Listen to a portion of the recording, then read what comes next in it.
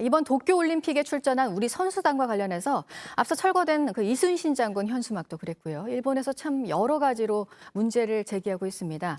우리 선수단을 위한 급식 센터에 대해서도 일본 정부가 우리 정부에 대응을 요구했다고 하는데요. 보도국 연결해서 이 소식 알아보도록 하겠습니다. 강보들 기자, 후쿠시마 이미지가 나빠진다 이런 이유를 들었다고 하는데 우리 입장이 있는 거죠? 네, 교도통신에 따르면 일본 정부는 한국 선수단을 위한 급식센터가 후쿠시마 식재료에 풍평 피해를 주고 있다면서 지난달 우리 정부에 대응을 요구했습니다. 풍평 피해는 근거 없는 소문으로 생기는 피해를 뜻하는데요.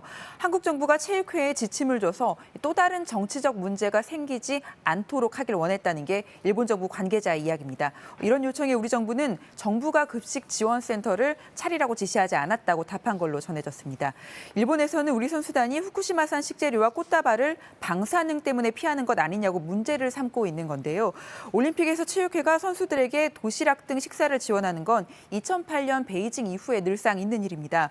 또 우리 선수들은 컨디션과 일정에 따라 선수촌의 식당을 이용하기도 합니다. 미국 등 다른 나라도 선수들의 식사를 챙기고 있기 때문에 일본이 우리 선수단 운영에 지나치게 예민하게 반응하는 면이 없지 않아 보입니다. 네, 그리고 일본 코로나 상황도 보면 월요일을 기준으로 가장 많은 확진자가 나왔다고요? 네, 어제 일본의 확진자는 8,393명으로 월요일 기준 최다치를 기록했습니다. 그 전주 월요일에 비해서는 거의 배로 늘어났습니다. 도쿄의 확진자는 2,195명입니다. 도쿄도 등의 네 번째 긴급 사태가 내려진 지 3주가 지났지만 효과는 아직 나타나지 않고 있습니다. 어제 17명이 추가돼서 올림픽 관련 확진자는 276명이 됐습니다. 상황이 이렇다 보니 이달 24일 개막이 예정된 패럴림픽이라도 취소해야 한다는 목소리가 높은데요. 국제장애인 올림픽위원회는 어제 기자회견에서 예정대로 치러지게 될 것이라는 입장을 다시 확인했습니다.